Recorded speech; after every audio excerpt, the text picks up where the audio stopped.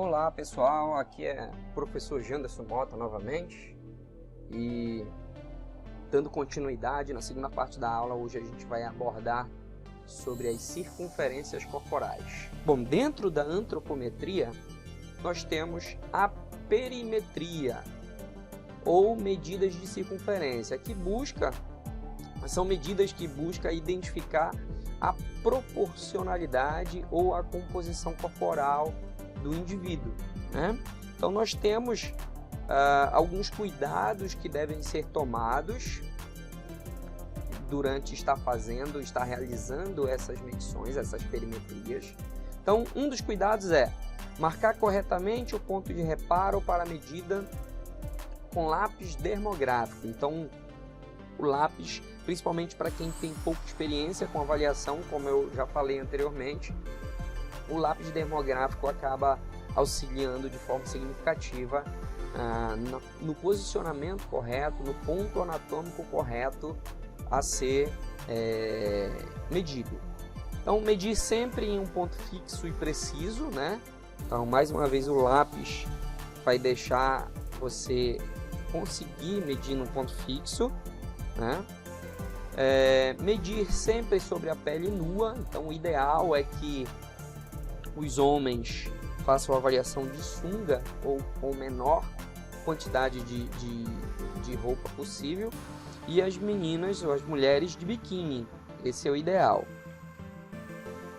Nunca utilizar fita elástica ou com baixa flexibilidade. Então eu mostrei anteriormente que a fita métrica ideal é aquela metálica, né? Então nunca esquecer o dedo entre a fita e a pele.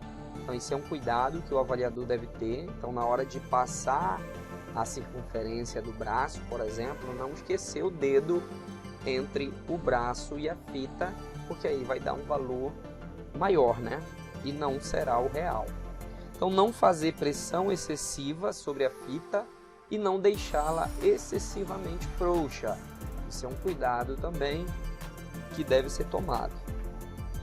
Bom, os principais pontos anatômicos que a maioria das avaliações utilizam são esses aqui: peitoral, cintura, abdômen, quadril, coxa, panturrilha, braço relaxado e contraído e antebraço. Esses são os principais. Aqui na coxa ainda tem a possibilidade de você fazer coxa proximal, medial e distal. Bom, levando para a prática as medidas de circunferência corporal, primeiramente o posicionamento do avaliador é essencial. Então, nessa medida aqui, que é no caso do tórax, há uma diferença entre homens e mulheres, né? Mas primeiro, o avaliador ele pode ficar do lado da pessoa ou, como é o caso do primeiro aqui, do lado da pessoa, ou atrás da pessoa, como é o caso da segunda imagem.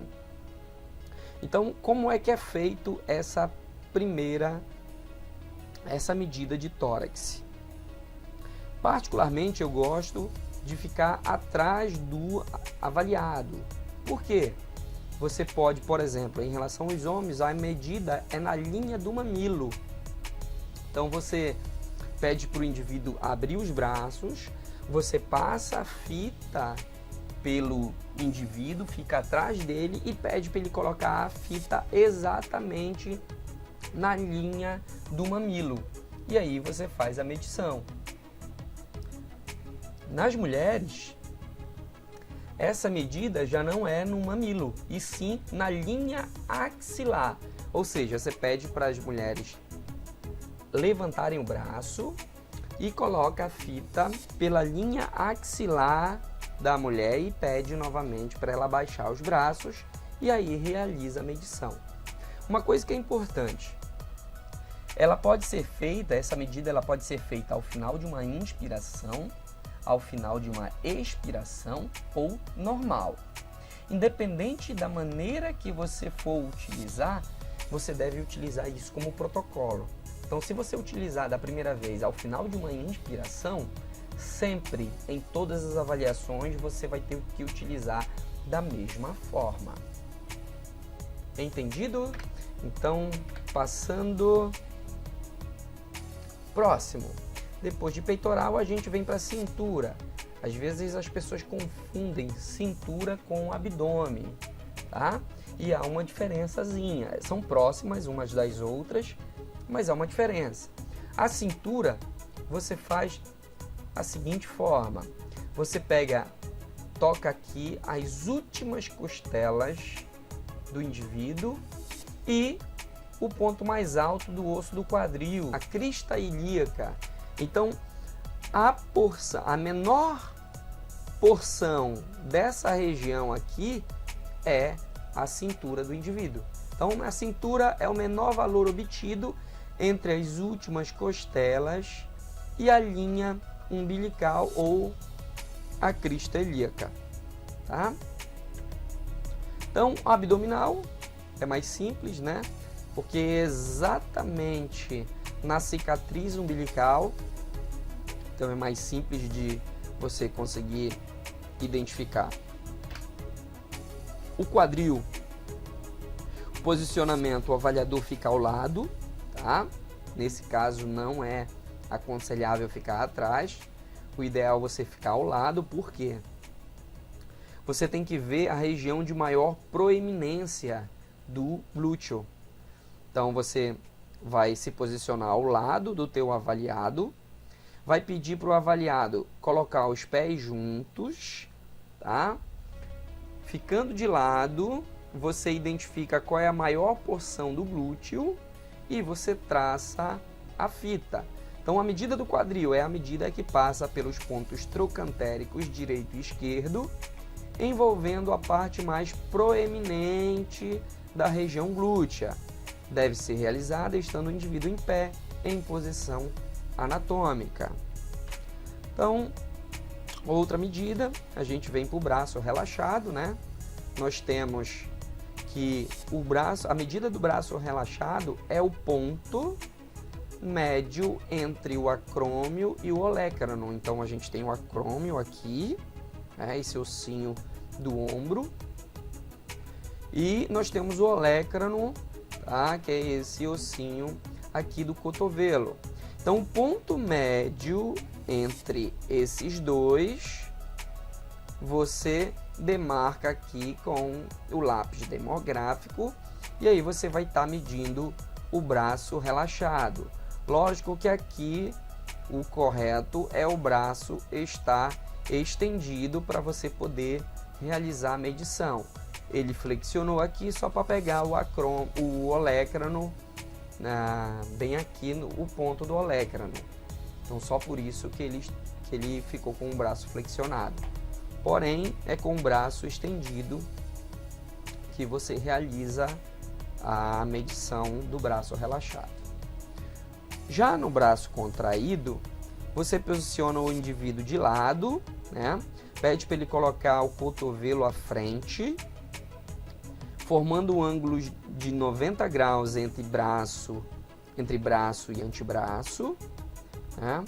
E pega a maior porção da região do braço, pede para ele fazer uma contração voluntária, inclusive ele pode pegar com a outra mão, ele pode forçar aqui nesse posicionamento na mão do braço direito, para ele fazer uma contração, máxima de contração possível, e aí você realiza a medição ao final dessa contração. Então, braço contraído é a medida de maior volume, estando o braço em contração isométrica. Em relação ao antebraço, trata-se da circunferência máxima, devendo estar com o cotovelo em extensão e com a palma da mão em supinação, tá? Então, exatamente como está a moça aqui avaliada, né? Então, os braços à lateral do corpo, com a palma da mão posicionada para frente, e aí essa maior porção do antebraço, que é mais ou menos uns 2 centímetros abaixo do cotovelo, é feito a medição do antebraço. Aqui na coxa nós temos 3 medidas que podem ser realizadas, né? Então nós temos a coxa proximal, nós temos a coxa medial e nós temos a coxa distal. No primeiro caso, que é esse aqui, é medida imediatamente abaixo da prega glúteo. Essa medição aqui é a coxa proximal. Ela é medida imediatamente abaixo da prega glúteo. Então você percebe que vem finalizando o glúteo aqui. No final do glúteo, a gente tem a medida da coxa proximal. A coxa medial, ela já é a distância média. É o ponto médio entre a prega inguinal, que é essa região bem aqui, tá?